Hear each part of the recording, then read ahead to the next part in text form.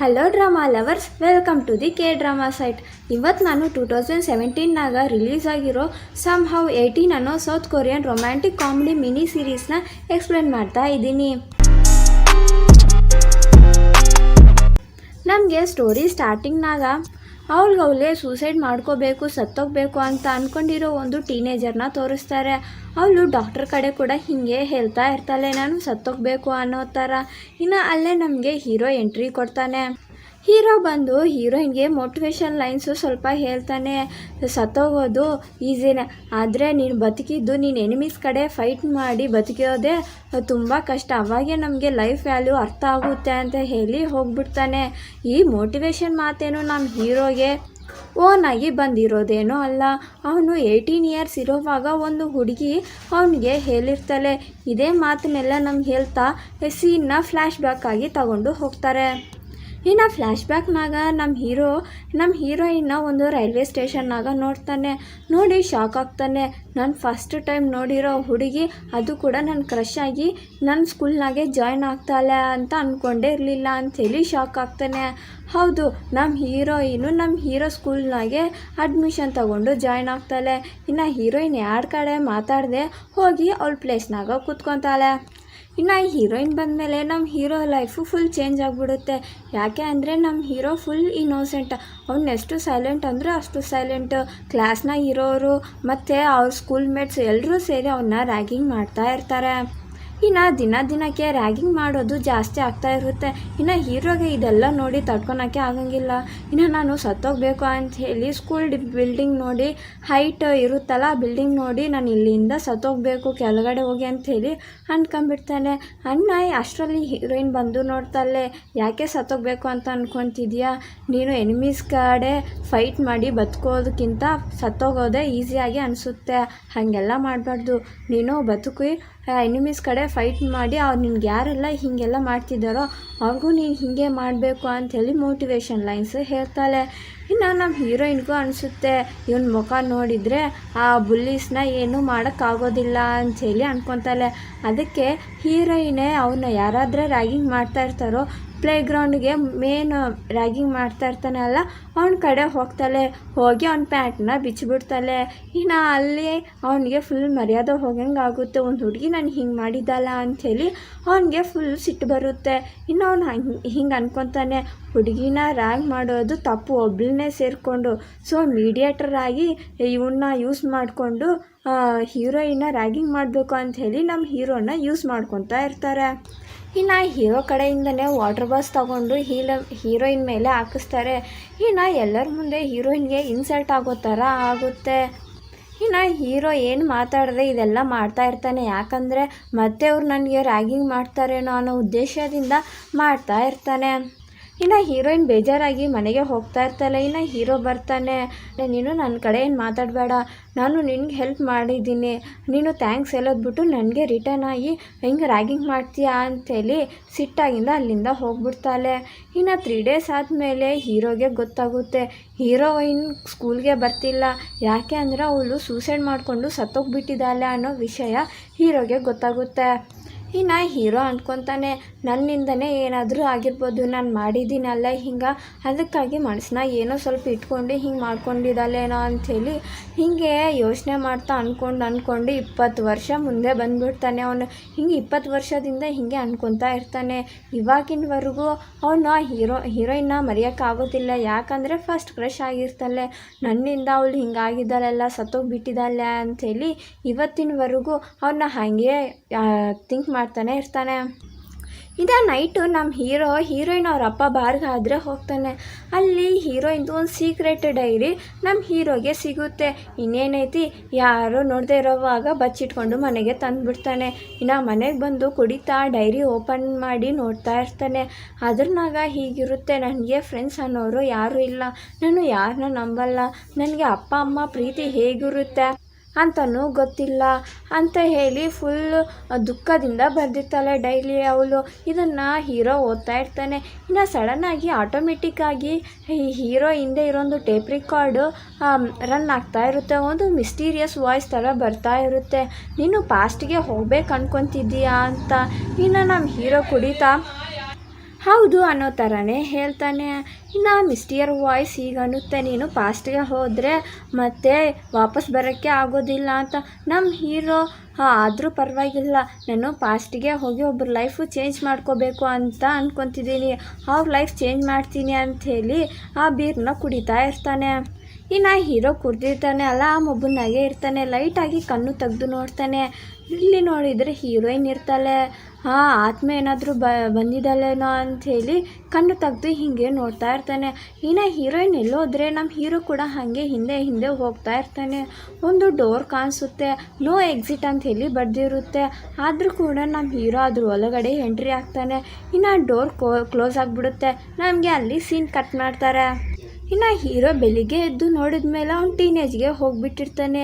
ನೋಡಿ ಫುಲ್ ಖುಷಿ ಆಗ್ತಾನೆ, ನಾನು ಟೀನೇಜ್ಗೆ ಬಂದುಬಿಟ್ಟಿದ್ದೀನಿ, ಮತ್ತು ನಾನು ಸ್ಕೂಲ್ಗೆ ಹೋಗ್ಬೋದು ಅಂಥೇಳಿ ಫಾಸ್ಟಾಗಿ ರೆಡಿಯಾಗಿ ರೈಲ್ವೆ ಸ್ಟೇಷನ್ಗೆ ಬರ್ತಾನೆ.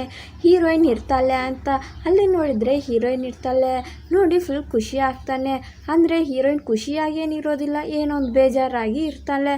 ಇನ್ನು ಇವನು ಹೀರೋ, ನಾನು ಇನ್ನೂ ಕನಸಿನಾಗೆ ಇದ್ದೀನಿ ಅಂತ ಅಂದ್ಕೋಬೇಕಾ, ನಾನು ಹಿಂದೆ ಬಂದಿದ್ದೀನಿ ಅಂತ ಅಂದ್ಕೋಬೇಕಾ ಅಂಥೇಳಿ ಕನ್ಫ್ಯೂಷನ್ನಾಗ ಹೀರೋಯಿನ್ ನೋಡಿದ್ದೆ ಖುಷಿನಾಗ ಹೋಗಿ ಹೀರೋಯಿನ್ನ ಹಗ್ ಮಾಡ್ಕೊತಾನೆ. ಇನ್ನು ಹೀರೋಯಿನ್ ಬೆಳಗ್ಗೆ ಹೊತ್ತು ಎಲ್ಲರೂ ನೋಡ್ತಾ ಇರೋವಾಗೆ ನಾನು ಹಗ್ ಮಾಡ್ಕೊತೀಯ ಅಂತ ಹೇಳಿ ಹೀರೋನ ದಬ್ಬು ಬಿಟ್ಟು ಕಾಲಿಂದ ಒದ್ದು ಟ್ರೈನ್ ಹತ್ಕೊಂಡು ಸ್ಕೂಲಿಗೆ ಹೋಗ್ಬಿಡ್ತಾಳೆ.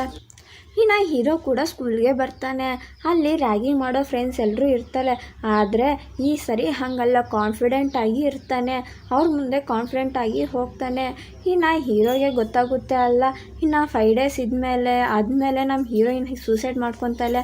ಹಾಗೆಲ್ಲ ಆಗಬಾರ್ದು, ಆ ರೀಸನ್ ಏನು ಅಂತ ತಿಳ್ಕೊಬೇಕು, ಹೀರೋಯಿನ್ನ ಸೇಫಾಗಿ ನೋಡ್ಕೋಬೇಕು, ಅವಳ ಮೇಲೆ ಒಂದು ಕಣ್ಣಾಗಬೇಕು ಅಂಥೇಳಿ ಫಸ್ಟ್ ಟಾರ್ಗೆಟಾಗಿ ಅದೇ ಇಟ್ಕೊಂಡಿರ್ತಾನೆ. ಇನ್ನು ಹೀರೋಯಿನ್ ಕ್ಲಾಸ್ನಾಗಾದರೆ ಮಲಗಿರ್ತಾಳೆ. ಇನ್ನು ಸಾರ್ ನೋಡಿ ಸಿಟ್ನಾಗಿಂದ ಹತ್ರ ಬರ್ತಾನೆ. ನಿನಗೆ ಗೊತ್ತಿಲ್ಲ ನಾನು ಕ್ಲಾಸ್ನಾಗ ಮಲ್ಕೋಬಾರ್ದು ಅಂಥೇಳಿ get out of my class ಅಂತ ಹೇಳ್ತಾನೆ. ಇನ್ನು ಸಡನ್ನಾಗಿ ಹೀರೋ ಎದ್ದು ನಿಂತ್ಕೊಂಡು ಈ ಹೀರೋಯಿನ್ ಕಡೆಯಿಂದ ಡಿಫೆಂಡ್ ಮಾಡಬೇಕು ಅಂತ ಅನ್ಕೊತಾನೆ. ನಿಮಗೆ ಇದು ಕೂಡ ಗೊತ್ತಿಲ್ವಾ, ಟೀಚರು ನಮ್ಮ ಸ್ಟೂಡೆಂಟ್ಸ್ನ ಅಟೆನ್ಷನಾಗಿ ಕ್ಲಾಸ್ ಕೇಳಬೇಕಂದ್ರೆ ನೀವು ಸ್ಟೂಡೆಂಟ್ಸ್ನ ಕ್ಲಾಸ್ ಬೋರ್ ಆಗೋ ಇಲ್ಲದೆ ಥರ ಟೀಚ್ ಮಾಡಬೇಕು, ನೀವೇನು ಮಾಡ್ತಿದ್ದೀರಾ ಅಂಥೇಳಿ ಹೀರೋ ಅಂತಾನೆ. ಇನ್ನು ನಮ್ಮ ಟೀಚರ್ಗೆ ಈ ಆ್ಯಟಿಟ್ಯೂಡ್ ಇಷ್ಟ ಆಗಲ್ಲ, ಸೊ ಇಬ್ಬರನ್ನ ಕ್ಲಾಸ್ ಹೊರಗಡೆಯಿಂದ ಹಾಕ್ತಾರೆ. ಅವ್ರಿಗೆ ಪನಿಷ್ಮೆಂಟಾಗಿ ಆರ್ಟ್ ರೂಮ್ನ ಕ್ಲೀನ್ ಮಾಡೋಕ್ಕೆ ಹೇಳ್ತಾರೆ. ಅಲ್ಲಿ ಹೋಗಿ ಆರ್ಟ್ ರೂಮ್ನ ಕ್ಲೀನ್ ಮಾಡ್ತಾ ಇರ್ತಾರೆ. ಇನ್ನು ಹೀರೋಯಿನ್ ಅಂತಾನೆ, ನಾನು ನಿನ್ನ ಸೇಫಾಗಿ ಇಡ್ತೀನಿ, ನಿನಗೆ ಏನು ಆಗದೆ ಇರೋ ಥರ ನೋಡ್ಕೊತೀನಿ ಅಂಥೇಳಿ ಹೇಳ್ತಾನೆ. ಇನ್ನು ಹೀರೋಯಿನ್ಗೆ ಹೀರೋ ಪರಿಚಯ ಇಲ್ಲದೆ ಇರೋ ಕಾರಣದಿಂದ ನೀನು ಇನ್ಮೇಲೆಯಿಂದ ನನಗೆ ಸ್ವಲ್ಪ ಡಿಸ್ಟೆನ್ಸ್ ಮೇಂಟೈನ್ ಮಾಡು. ಇನ್ನು ಅಲ್ಲಿಗೆ ನಮ್ಮ ಹೀರೋ ಫ್ರೆಂಡು ಕೂಡ ಬರ್ತಾನೆ. ಬಂದು ಅಲ್ಕಂತ ಹಗ್ ಮಾಡ್ಕೊತಾ ಇರ್ತಾನೆ. ನೀನು ಸತ್ತೋಗಬೇಡ, ಯಾಕೆ ಹಿಂಗೆ ಮಾಡ್ತಿದ್ಯಾ ಅಂಥೇಳಿ ಕೇಳ್ತಾನೆ. ಅಂದರೆ ಪಾಸ್ಟ್ನಾಗ ನಮ್ಮ ಹೀರೋ ಸತ್ತೋಗಬೇಕು ಅಂಥೇಳಿ ರ್ಯಾಂಕಿಂಗಿಗೆ ಎಲ್ಲ ಅದಕ್ಕೆ ಅಂಥೇಳಿ ಸತ್ತೋಗ್ತೀನಿ ಅಂಥೇಳಿ ಒಂದು ಲೆಟರ್ ಬರೆದಿರ್ತಾನೆ. ಅಂದರೆ ಇವಾಗ ಇವನು ಪಾಸ್ಟ್ನಾಗೆ ಇದ್ದಾನೆ ಅಲ್ಲ, ಇನ್ನು ವಾಪಸ್ ಬಂದಿರ್ತಾನೆ ಅಲ್ಲ, ಸೊ ಆ ಲೆಟರ್ನ ಇವ್ ಫ್ರೆಂಡು ಓದಿರ್ತಾನೆ. ಅದಕ್ಕೆ ಇನ್ನು ಸತ್ತೋಗಬೇಡ ಅಂಥೇಳಿ ಅವನ್ನ ಹಗ್ ಮಾಡಿಕೊಂಡು ಅಳ್ತಾ ಇರ್ತಾನೆ. ಇನ್ನು ನಮ್ಮೆಲ್ರಿಗೆ ಗೊತ್ತಿರೋ ವಿಷಯ ಏನಂದರೆ ಪಾಸ್ಟ್ನಾಗ ಇವನು ಬರೆದಿರ್ತಾನೆ, ಇವಾಗ ಇವನು ಬರೆದಿರಂಗಿಲ್ಲ. ಯಾಕೆಂದರೆ ಇವನು ಇವಾಗ ಓನ್ಲಿ ಹೀರೋಯಿನ್ನ ಸೇವ್ ಮಾಡಬೇಕು ಅಂಥೇಳಿ ಬಂದಿರ್ತಾನೆ. ಇವನಿಗೋಸ್ಕರ ಏನು ಮತ್ತೆ ಪಾಸ್ಟಿಗೆ ಬಂದಿರಂಗಿಲ್ಲ. ಇನ್ನು ನಮ್ಮ ಹೀರೋ ಪಾಸ್ಟಿಗೆ ಹೀರೋಯಿನ್ ಡೈರಿ ಕೂಡ ತಂದಿರ್ತಾನೆ. ಇನ್ನು ಕೆಲಸ ಏನಿರೋದಿಲ್ಲ ಅಲ್ಲ, ಸೊ ಆ ಡೈರಿನ ಮತ್ತೆ ಓದಬೇಕು ಅಂಥೇಳಿ ಓಪನ್ ಮಾಡ್ತಾನೆ. ಒಂದೊಂದು ಅಕ್ಷರ ಓದ್ತಾ ಇದ್ದಂಗೆ ಆ ಅಕ್ಷರ ಎಲ್ಲ ಮಾಯ ಆಗ್ತಾ ಇರ್ತವೆ. ಯಾಕೆ ಅಂದರೆ ಹೀರೋಯಿನ್ ಇವಾಗ ಡಿಫ್ರೆಂಟಾಗಿ ಫ್ಯೂಚರ್ನೆಲ್ಲ ಫೀಲ್ ಆಗ್ತಾ ಇರ್ತಾಳೆ. ಸೊ ಅದೆಲ್ಲ ಒಂದೊಂದು ಲೆಟರೆಲ್ಲ ಮಾಯ ಆಗ್ತಾ ಇರ್ತವೆ. ಆ ಕಡೆ ಹೀರೋಯಿನ್ ಬರಿತಾ ಇರ್ತಾಳೆ, ನನಗೆ ಸ್ಟೇಷನ್ನಾಗ ಹಾಗೆ ಸ್ಕೂಲ್ನಾಗ ಒಬ್ಬ ಹುಡುಗ ಪರಿಚಯ ಆಗಿದ್ದಾನೆ, ಅವ್ನು ಫುಲ್ ಅನೋಯಿಂಗ್ ಆಗಿ ಇದ್ದಾನೆ, ಕ್ರೇಜಿ ಹುಡುಗ, ನನಗೆ ಇಷ್ಟನೇ ಆಗ್ತಿಲ್ಲ ಅಂಥೇಳಿ ಬರೀತಾ ಇರ್ತಾಳೆ. ಇದೆಲ್ಲ ಹೀರೋಗೆ ಗೊತ್ತಾಗ್ತಾ ಇರುತ್ತೆ. ಯಾಕೆ ಅಂದರೆ ಅಲ್ಲಿ ಹೀರೋಯಿನ್ ಡೈರಿ ಬರಿತಾ ಇರೋದು ಈ ಡೈರಿನಾಗೆ ಅಪ್ಡೇಟ್ ಆಗ್ತಾ ಇರುತ್ತೆ. ಸೊ ನಮ್ಮ ಹೀರೋ ಯೋಚನೆ ಮಾಡ್ತಾನೆ, ನಾನು ಹೀರೋಯಿನ್ ಹತ್ರ ಕ್ಲೋಸ್ ಆಗಿ ಇರಬೇಕು, ಅವಳನ್ನ ಸೇವ್ ಮಾಡಬೇಕು ಅಂದರೆ ನಾನು ಚೇಂಜ್ ಆಗಬೇಕು ಅಂತ. ಇನ್ನು ಹೀರೋ ಲುಕ್ಸ್ನೆಲ್ಲ ಚೇಂಜ್ ಮಾಡ್ಕೊತಾನೆ. ನೆಕ್ಸ್ಟ್ ಡೇ ಫುಲ್ ಸ್ಟೈಲಿಶ್ ಆಗಿ ರೆಡಿಯಾಗಿ ಸ್ಕೂಲ್ಗೆ ಬರ್ತಾನೆ. ಇನ್ನು ಸ್ಕೂಲ್ನಾಗ ಹೀರೋಯಿನ್ ನಮ್ಮ ಹೀರೋನ ನೋಡ್ತಾಳೆ. ನೋಡಿ ಹಂಗೆ ಅನೋಯಿಂಗಾಗಿ ಫೀಲ್ ಆಗಿ ಅಲ್ಲಿಂದ ಹೋಗ್ಬಿಡ್ತಾಳೆ. ಇನ್ನು ಹೀರೋಯಿನ್ಗೆ ಓಲ್ಡ್ ಫ್ರೆಂಡ್ ಜಿನ್ ಅಂಥೇಳಿ ಒಂದು ಹುಡುಗ ಕಾಣಿಸ್ತಾನೆ. ಹಿಂಗೆ ಆ ಹುಡುಗ ಹತ್ರ ಹೋಗಿ ಹಿಂಗೆ ಅಂತಲೇ ನಮ್ಮ ಬೆಸ್ಟ್ ಫ್ರೆಂಡ್ ಹಾಸ್ಪಿಟಲ್ನಾಗೆ ಇದ್ದಲ್ಲ, ಹೋಗಿ ನೋಡಿ ಬರೋದಾ, ನೀನು ಯಾಕೆ ಬರಲ್ಲ ಅಂಥೇಳಿ ಹೀರೋಯಿನ್ ಕೇಳಿದ್ದಾಗ ಅವನು ಜಿನ್ ಹಿಂಗೆ ಅಂತಾನೆ, ಅವಳು ಹೆಂಗಿದ್ರು ಸ್ವಲ್ಪ ದಿನಾಗ ಸತ್ತೋಗ್ತಾಳೆ, ಹಂಗಿರೋವಾಗ ಯಾಕೆ ನೋಡ್ಕೊಂಬರೋದು ಅನ್ನೋ ಥರ ಮಾತಾಡ್ತಾ ಇರ್ತಾನೆ. ಇನ್ನು ಹೀರೋಯಿನ್ ಹಿಂಗೆ ಅಂತಲೇ, ಎಷ್ಟಿದ್ರು ಕೂಡ ನಿನ್ನ ಗರ್ಲ್ ಫ್ರೆಂಡ್ ಅಲ್ವಾ ಅಂತ. ಇನ್ನು ಹಾಸ್ಪಿಟಲ್ನಾಗ ಅಡ್ಮಿಟ್ ಆಗಿರೋ ಹುಡುಗಿ ಯಾರೂ ಅಲ್ಲ, ಜಿನ್ ಗರ್ಲ್ ಫ್ರೆಂಡ್ ಆಗಿರ್ತಾಳೆ. ಆದರೂ ಕೂಡ ಜಿನ್ನು, ಇಲ್ಲ ನಾನು ಬರಲ್ಲ, ನೀನೇ ಹೋಗು, ಅವಳು ಸ್ವಲ್ಪ ದಿನ ಇದ್ದರೆ ಸತ್ತೋಗ್ತಾಳೆ, ಇನ್ಯಾಕೆ ನೋಡಬೇಕು ಅಂತ ಹೇಳಿ ಅಲ್ಲಿಂದ ಹೋಗ್ತಾನೆ. ಇನ್ನು ಹೀರೋಯಿನ್ ಕೂಡ ಬೇಜಾರಾಗಿ ಅಲ್ಲಿಂದ ಹೋಗ್ಬಿಡ್ತಾಳೆ.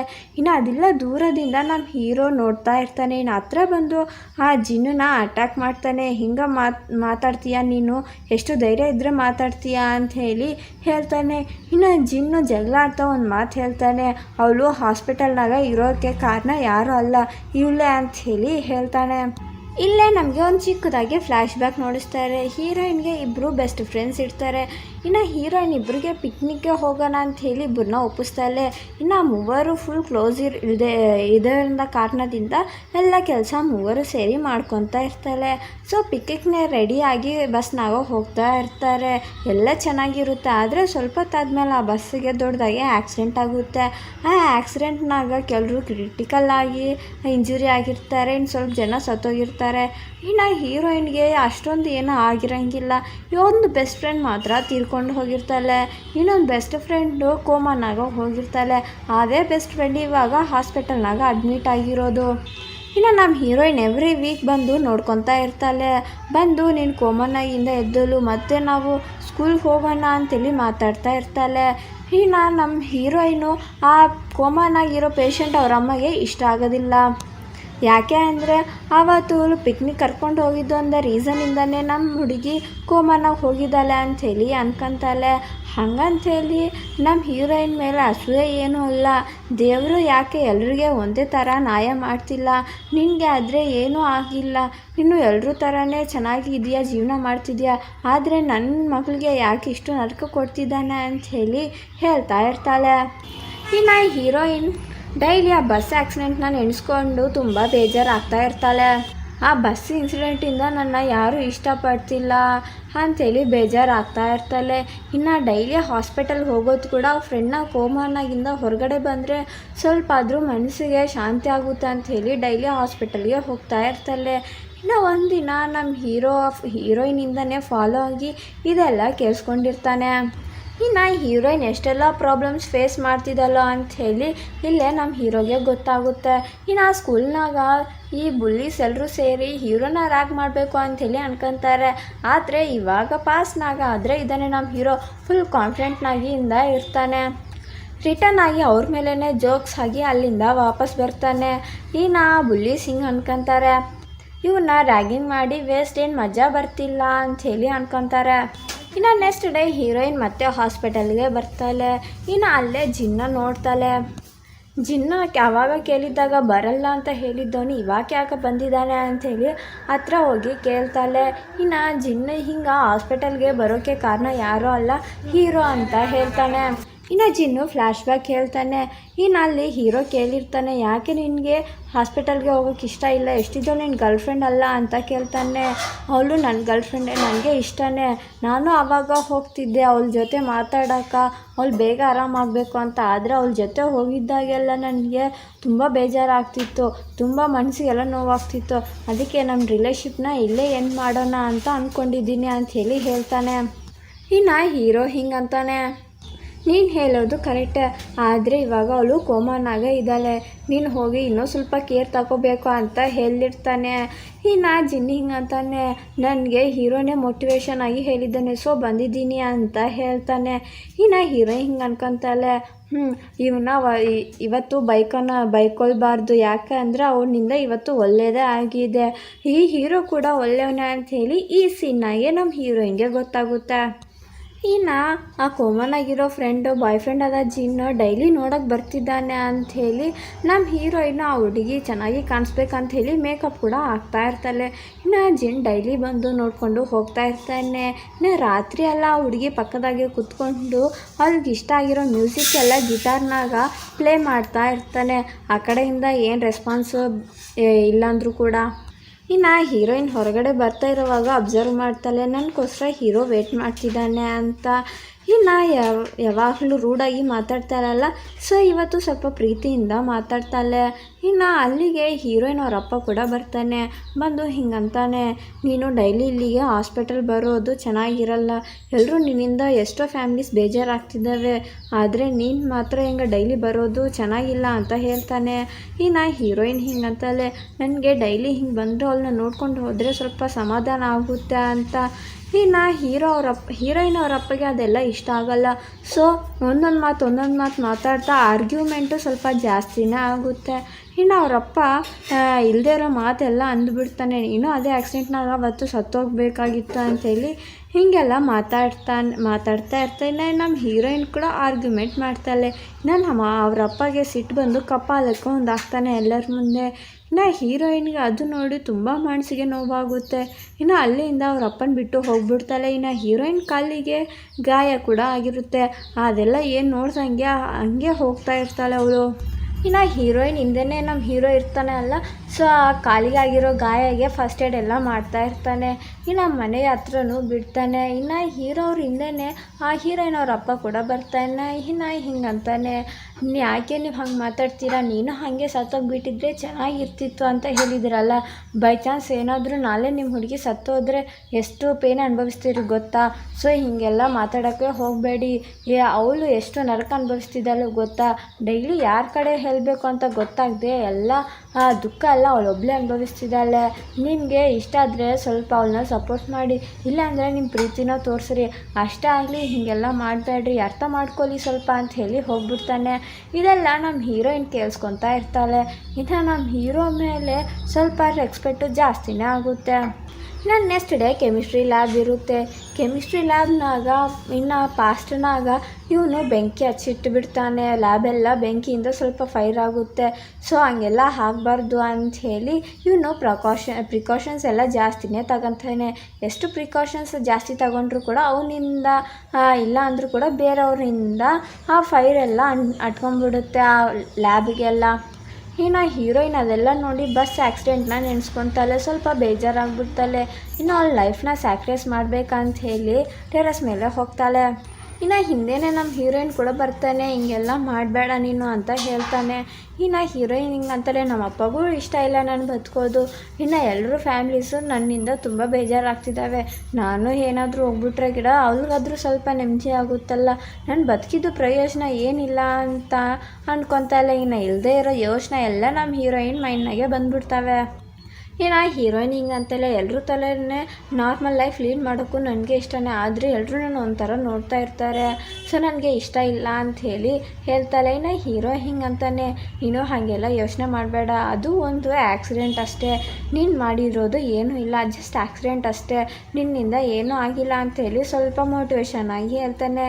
ಇನ್ನು ಹೀರೋಯಿನ್ ಮೈಂಡ್ ಚೇಂಜ್ ಮಾಡ್ಕೊತಾಳೆ. ಸರಿ ಬಿಡ ಅಂಥೇಳಿ ಹೀರೋಯಿನ್ನ ಸ್ವಲ್ಪ ಸಮಾಧಾನ ಆದರೆ ಮಾಡ್ತಾನೆ. ಇನ್ನು ಎಷ್ಟು ಪ್ರಿಕಾಷನ್ಸ್ ತಗೊಂಡ್ರು ಕೂಡ ಲ್ಯಾಬ್ನಾಗ ಬೆಂಕಿ ಹಿಂಗೆ ಹಚ್ಕೊಂಡದಪ್ಪ ಅಂಥೇಳಿ ಹೀರೋ ಯೋಚನೆ ಮಾಡ್ತಾ ಇರ್ತಾನೆ. ಇನ್ನು ಅಲ್ಲೇ ಹೀರೋ ಬೆಸ್ಟ್ ಫ್ರೆಂಡ್ನ ರ್ಯಾಗಿಂಗ್ ಮಾಡ್ತಾ ಇರ್ತಾರೆ. ನೋಡಿ ಶಾಕ್ ಆಗ್ತಾನೆ. ಸೇಮ್ ಪಾಸ್ಟ್ನಾಗ ಹೀರೋಗೆ ಹೇಗಾದರೆ ಮಾಡ್ತಿದ್ರು ಆ ಬುಲ್ಲೀಸು, ಸೇಮ್ ಅದೇ ಥರನೇ ಹೀರೋ ಬೆಸ್ಟ್ ಫ್ರೆಂಡ್ಗೆ ಮಾಡ್ತಾ ಇರ್ತಾರೆ. ಇನ್ನು ಅವಾಗೆ ಹೀರೋಗೆ ಒಂದು ಗೊತ್ತಾಗುತ್ತೆ, ನಾವು ಪಾಸ್ಟ್ನಾಗ ಬಂದಿರೋದ್ರಿಂದ ಏನೂ ಚೇಂಜ್ ಆಗಲ್ಲ, ಯಾವ ಟೈಮ್ಗೆ ಏನಾದರೆ ಆಗಬೇಕು ಅದೆಲ್ಲ ಆಗುತ್ತೆ ಅಂತ. ಬೆಂಕಿ ಹಚ್ಕೋಬಾರ್ದು ಅಂಥೇಳಿ ಎಷ್ಟು ಪ್ರಿಕಾಷನ್ಸ್ ತಗೊಂಡ್ರು ಕೂಡ ನನ್ನಿಂದ ಆದರೂ ಕೂಡ ಬೇರೆಯವರಿಂದ ಆಗಿಬಿಟ್ಟಿದೆ.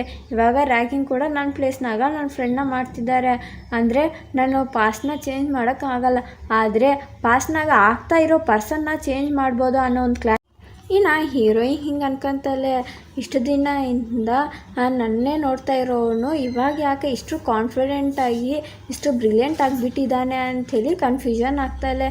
ಇನ್ನು ಹೀರೋಯಿನ್ ಮನೆಗೆ ಬಂದು ಅದೇ ವಿಷಯನ ಡೈರಿನಾಗ ಬರಿತಾ ಇರ್ತಾಳೆ. ಈ ಕಡೆ ನಮ್ಮ ಹೀರೋ ಡೈರಿನಾಗ ಅಪ್ಡೇಟ್ ಆಗ್ತಾ ಇರುತ್ತಲ್ಲ ನೋಡಿ ಫುಲ್ ಖುಷಿ ಪಡ್ತಾ ಇರ್ತಾನೆ.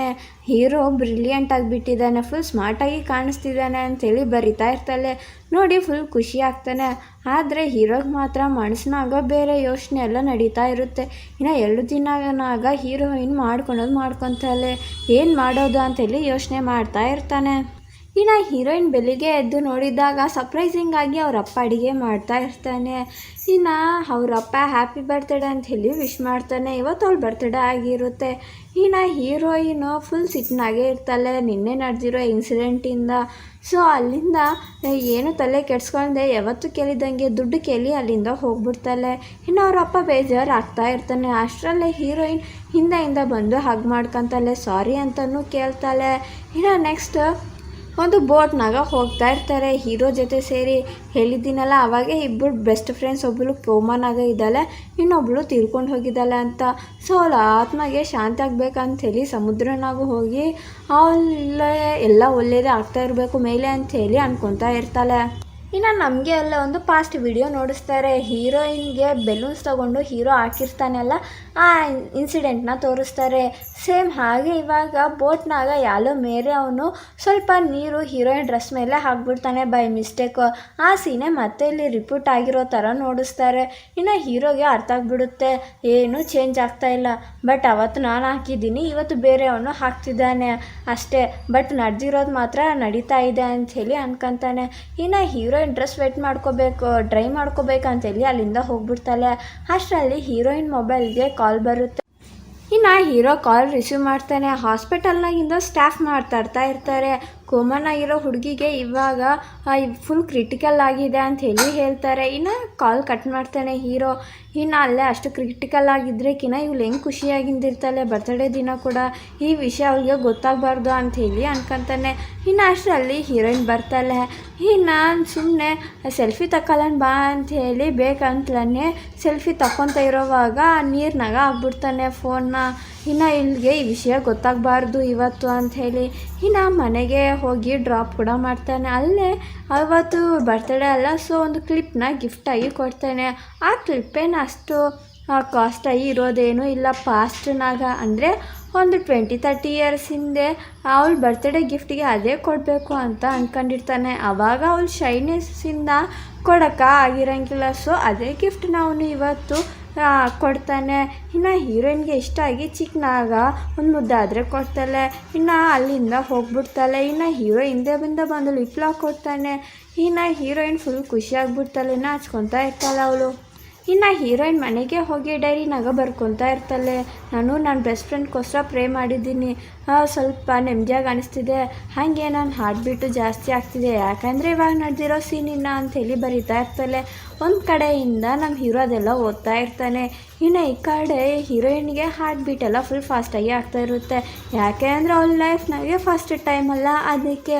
ಇನ್ನು ಹೀರೋಗೆ ಒಂದು ಕಡೆ ಖುಷಿ ಆಗ್ತಾ ಇರುತ್ತೆ, ಆದರೆ ಒಂದು ಕಡೆ ಟೆನ್ಷನ್ ಸ್ಟಾರ್ಟ್ ಆಗುತ್ತೆ. ಯಾಕೆ ಅಂದರೆ ನಾಳೆನೇ ಹೀರೋಯಿನ್ ಸೂಸೈಡ್ ಮಾಡ್ಕೊಳ್ಳೋ ದಿನ ಅಂತ. ನಾನು ನೆಕ್ಸ್ಟ್ ಮಾರ್ನಿಂಗೆ ಜಿನ್ನಿಂದ ಕಾಲ್ ಬರುತ್ತೆ.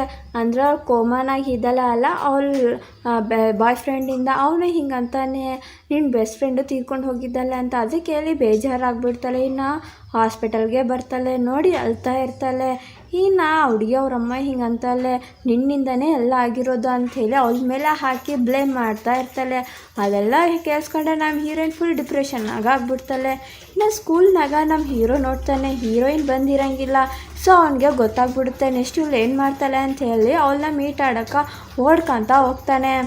ಇನ್ನು ಒಂದು ಕಡೆ ನಮ್ಮ ಹೀರೋಯಿನು ನನ್ನ ಬದುಕಿ ಪ್ರಯೋಜನ ಏನಿಲ್ಲ, ಅವಳು ಬದುಕಿದ್ದೆ ಆದರೂ ನನಗೆ ಸ್ಯಾಟಿಸ್ಫ್ಯಾಕ್ಷನ್ ಇರ್ತಿತ್ತು, ಇಬ್ಬರು ಮತ್ತು ಹೊಸ ಲೈಫ್ನ ಸ್ಟಾರ್ಟ್ ಮಾಡ್ತಿದ್ವಿ, ಸೊ ನನಗೆ ಹೋಪ್ಸ್ ಇಲ್ಲ ಅಂತೇಳಿ ಅನ್ಕೊತಾಳೆ. ಇನ್ನು ಈ ಕಡೆ ಹೀರೋ ಕಾಲ್ ಮಾಡ್ತಾನೆ, ಬೇಗ ನೀನೇನು ಅನ್ಕೊತಿದ್ಯಾ ಅದು ಮಾತ್ರ ಮಾಡಬೇಡ, ನಾನು ಇದೀನಲ್ಲ, ಇಬ್ಬರು ಜೊತೆಗೆ ಸೇರಿ ಹೊಸ ಲೈಫ್ನ ಲೀಡ್ ಮಾಡೋಣ, ನೀನು ಹುಚ್ಚುಚ್ಚಾಗಿ ಯೋಚನೆ ಮಾಡಬೇಡ ಅಂತ ಹೇಳಿ ಸ್ವಲ್ಪ ಹೊತ್ತು ಹಾಗೆ ಹೇಳಿ ಹೀರೋಯಿನ್ ಮೈಂಡ್ನಾದರೆ ಚೇಂಜ್ ಮಾಡ್ತಾನೆ.